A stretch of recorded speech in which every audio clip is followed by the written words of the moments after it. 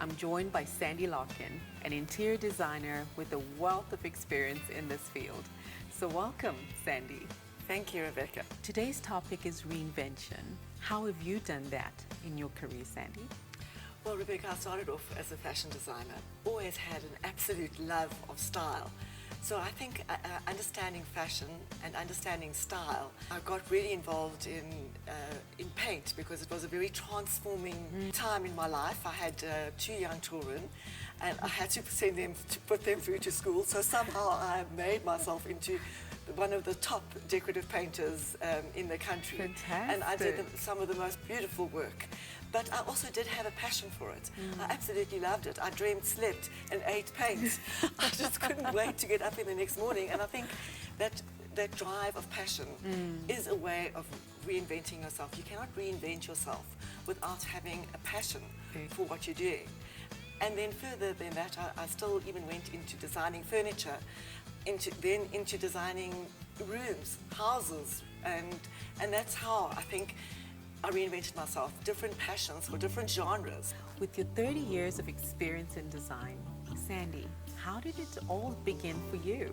When I was young, I had a very glamorous aunt, but I happened to live on a farm, which was not a very, very glamorous place. And she used to send me Vogue magazines. Vogue became my Bible. By the time I was 13, Vogue was my Bible.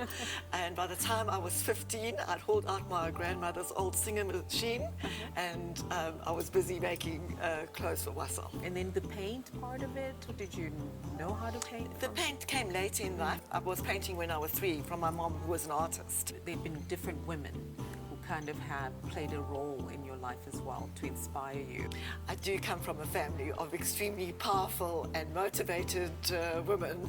So even if I could just pass on a little bit of that, I think it's so important that people living independently and following their dreams, I think that is a legacy I would like to leave on, because even if a dream doesn't completely pan out the way you want it, if you have that intention in your heart, like you're doing your vision boards, that intention is a dream, and they come out almost as your dreams. Getting your first job, how was that experience? Going from fashion school into a big clothing factory was actually a very big wake-up call. Here you are with dreams of going to Paris, and here you just see rolls of cardboard where you have to make patterns all day. It's been an absolutely interesting journey, I must say. Your work experience now translate into your life experience. What are some of the lessons that you learned? A lot of the time you have to be very introspective and you have to do a lot of self-reflection and meditation and keep a very, very structured life. But in order to have that balance, I found that something that I also love doing is I love giving back. So I love teaching people, even the people that I work with. How have you been able to apply that in your personal life? I go back to the passion. I love painting, but I started to feel it was actually quite a job of masculinity. And I just started wanting to go back into fashion again. And that is how I actually got involved in my jewelry, because there's nothing more feminine than jewelry. Fantastic.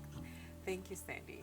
I hope everyone has taken away as many lessons and gems from this conversation today. Till next time. Right now, you're beautiful.